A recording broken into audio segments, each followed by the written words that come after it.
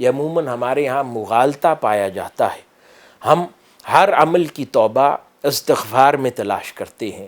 ہر عمل کی توبہ مصلی پر تلاش کرتے ہیں، گریزاری میں تلاش کرتے ہیں، جبکہ حقوق اللہ کے اندر کمی کی ہے اس کی توبہ تو مصلی پر میسر آئے گی، اس کی توبہ سجدہ ریزی میں ہے، اس کی توبہ رونے میں ہے، اس کی توبہ گریزاری میں ہے۔ لیکن وہ گناہ جن کا تعلق اخلاق کے ساتھ ہے،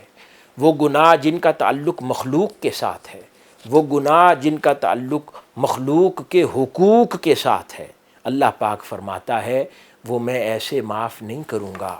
کیونکہ اللہ رب العزت اس وقت تک توبہ قبول نہیں کرے گا جب تک انسان دنیا کے ساتھ دیگر انسانوں کے ساتھ اپنا اکاؤنٹ سیٹل نہ کر لے، ان سے معافی نہ مانگ لے، ان کو راضی نہ کر لے، جن کی حق تلفی کی ہے، جن کے ساتھ ظلم کا معاملہ کیا ہے، جن کے ساتھ تکلیف جن کو پہنچائی ہے، جب تک اس کی تلافی نہ کر لے اس دنیا میں، اللہ رب العزت اس کی توبہ قبول نہیں کرے گا۔ یہ وہ اہم بات ہے جس کی طرف ہم سب کو توجہ دینے کی ضرورت ہے۔ عموماً ہماری نگاہ سے یہ بات اوجھل ہو جاتی ہے اور ہم مصلی کی توبہ کو ہی توبہ سمجھ لیتے ہیں، جبکہ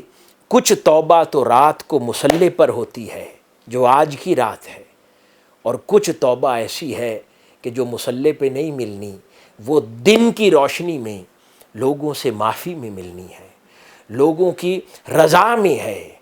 جن کی حق تلفی کی ہے ان کی رضا میں ہے، ان سے معافی میں ہے، ان کی حق کی ادائیگی میں ہے۔ تو ہمیں آج کی رات جو ارادہ کرنا ہے وہ دونوں طرح کی توبہ ہے۔ وہ توبہ جو ہم نے اللہ کے حقوق میں کمی کی ہے اس پر بھی نادم ہو کر توبہ کرنی ہے، اور جو مخلوق کے حقوق میں کمی کی ہے ان کی حق تلفی کو دور کرنا ہے، ان کے حق کی ادائیگی کرنی ہے، ان سے معافی مانگنی ہے، ان کو راضی کرنا ہے تاکہ اللہ رب العزت روز محشر ہماری گرفت نہ فرمائے۔ حاضرین گرامی، سوال پیدا ہوتا ہے کہ جب انسان ان دونوں طرح کے گناہوں پر توبہ کر لے تو اس کی پہچان کیا ہے کہ اللہ رب العزت نے اس کی توبہ قبول فرما لی ہے؟ اللہ والے نے ارشاد فرمایا کہ آدمی کی توبہ کی قبولیت کی 4 علامات ہیں جن سے یہ پہچان نصیب ہوتی ہے کہ اس کی توبہ اللہ رب العزت نے قبول کر لی ہے۔ پہلی شناخت اور پہچان یہ ہے کہ اس کی زبان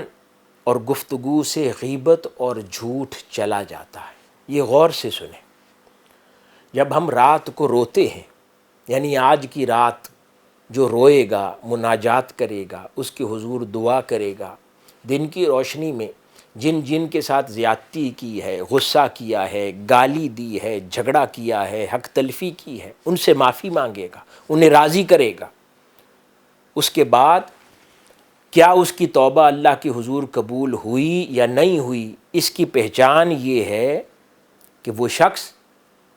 غور کرے کہ کیا اس کی زبان سے اب غیبت اور جھوٹ چلا گیا یا باقی ہے۔ باقی ہے تو توبہ قبول نہیں ہوئی، چلا گیا تو امید ہے کہ اس کی توبہ اللہ کے حضور قبول ہو گئی ہے۔ دوسری علامت یہ ہے کہ اس کے دل میں کسی کے لیے کوئی حسد اور عداوت باقی نہ رہے۔ ہمارے دل تو حسد اور عداوت سے ہی بھرے ہیں، کبھی کسی کی ترقی سے جلتے ہیں،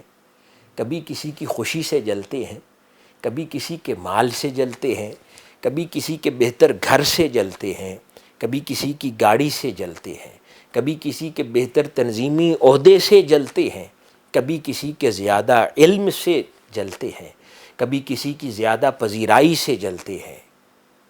ہم تو ہر بات پہ جلتے ہیں، ہمارا دل حسد سے بھرا ہے، اور پھر لوگوں سے دل میں عداوت رکھتے ہیں، انہیں نقصان پہنچانے کی کوشش کرتے ہیں،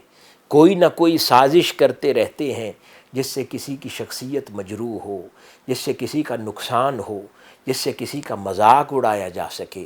جس سے کسی کی دل آزاری کی جا سکے، جس سے کسی کو چھوٹا ثابت کیا جا سکے۔ ہماری تو صبح و شام ان کاموں میں مصروف رہتی ہے۔ تو دوسری علامت فرمائی کہ دیکھو کیا تمہارا دل حسد اور عداوت سے خالی ہوا ہے یا نہیں؟ ہو گیا ہے تو توبہ قبول ہے، اگر نہیں ہوا تو توبہ قبول نہیں ہوئی ہے۔ تیسری اہم بات فرمائی کہ برے دوستوں سے کنارہ کش ہو جاؤ۔ ہم نہیں کرتے۔ ہم ڈاکٹر کے پاس جاتے ہیں، حضور شیخ الاسلام بیان فرماتے ہیں بڑی خوبصورت مثال کہ ہم ڈاکٹر کے پاس جاتے ہیں، اپنی بیماری کا تذکرہ کرتے ہیں، ڈاکٹر ہمیں دوا لکھ دیتا ہے، ہم اور ساتھ کچھ پرہیزیں بھی بتاتا ہے کہ ٹھنڈا پانی نہیں پینا، کھٹا نہیں کھانا، اور کچھ اس طرح کی شے استعمال نہیں کرنی جس سے نقصان ہوتا ہے، اور ساتھ یہ دوا کھانی ہے۔ ہم دوا کھاتے ہیں، پرہیز نہیں کرتے، ساری زندگی آرام نہیں آتا۔ ہماری روحانی زندگی اور بیماری کا بھی کچھ یہی حال ہے کہ ہم ان صحبتوں سے اجتناب نہیں کرتے جن صحبتوں سے زہر لے کر آئے ہیں۔ ہم ان صحبتوں سے اجتناب نہیں کرتے جن صحبتوں نے ہمیں وسوسہ دیا ہے۔ ہم ان صحبتوں سے اجتناب نہیں کرتے جس صحبت نے ہمیں بری عادت ڈالی ہے۔ ہم ان ایسے دوستوں سے قطع تعلقی نہیں کرتے جن دوستوں نے ہمیں گناہ کی ترغیب دی ہے۔ ہم ایسی صحبت کو نہیں چھوڑتے جس صحبت میں ہمیں گالی کی عادت پڑتی ہے۔ ہم ایسی صحبت کو نہیں چھوڑتے جس صحبت میں ہمیں بری باتیں کرنے کی عادت پڑتی ہے۔ اور ہم ساتھ مناجات بھی کرتے ہیں، ذکر اذکار بھی کرتے ہیں، روتے دھوتے بھی ہیں، توبہ بھی کرتے ہیں، لیکن بری صحبت نہیں چھوڑتے۔ تو فرمایا کہ توبہ کی قبولیت کی تیسری اہم نشانی یہ ہے کہ دیکھو کیا تمہاری ان بری صحبتوں سے چھٹکارا مل گیا ہے یا نہیں، ان بری صحبتوں سے خلاصی مل گئی ہے یا نہیں، ایسے برے دوستوں سے جدا ہو گئے ہو یا نہیں۔ اور چوتھی بات فرمایا کہ پھر دیکھو اطاعت الہی میں کمر بستہ ہو گئے ہو یا نہیں، اور گزشتہ گناہوں پر نادم اور تائب ہو کر جو شخص اپنی موت کے آنے کا انتظار کرنے لگے، اس کی تیاری میں مصروف ہو جائے، اس قبر کی تیاری میں مصروف ہو جائے، اپنی قبر میں روشنی کے اہتمام میں مصروف ہو جائے، اس کا دھیان اپنی قبر کی طرف لگ جائے کہ میں نے اس گھر میں جانا ہے اور اس کو منور کرنا ہے، اس کے اندھیروں کو دور کرنا ہے، میں نے قبر میں داخل ہونے سے پہلے اپنی قبر کو سجانا ہے، سنوارنا ہے۔ جس کا دھیان اس میں مگن ہو جائے اور پچھلی تین باتیں، تو سمجھ لے کہ اس کی توبہ قبول ہو گئی ہے۔ اور اگر ابھی بھی اس کا دل موت سے دور ہے، گھبراتا ہے، ڈرتا ہے، تو سمجھے کچھ تو ہے جس کی تیاری ابھی باقی ہے، اس کی روح ابھی ڈرتی ہے، اس کا نفس ابھی پریشان ہوتا ہے کہ آج اس دنیا سے چلا گیا تو میں تیار نہیں ہوں، قبر کے اندھیروں میں گیا تو وہاں پر روشنی کا کوئی کنیکشن آج میں نے ارینج نہیں کیا۔ گھر میں انسان تبھی شفٹ ہوتا ہے نا، پہلے جا کر چیک کرتا ہے کہ الیکٹریسٹی کے کنیکشنز پورے لگ گئے ہیں یا نہیں۔ کوئی بغیر الیکٹریسٹی والے گھر میں موو کرنا چاہتا ہے؟ نہیں کرنا چاہتا، تو اس سے پہلے الیکٹریسٹی کے ارینجمنٹس کرتا ہے۔ یہی حال قبر کا ہے۔ ہم نے قبر میں داخل ہونے سے پہلے روشنی کا اہتمام کرنا ہے، اس کے اندھیروں کو دور کرنا ہے۔ اور آج کی رات لکھ دیا جاتا ہے کہ کس نے دنیا سے چلے جانا ہے۔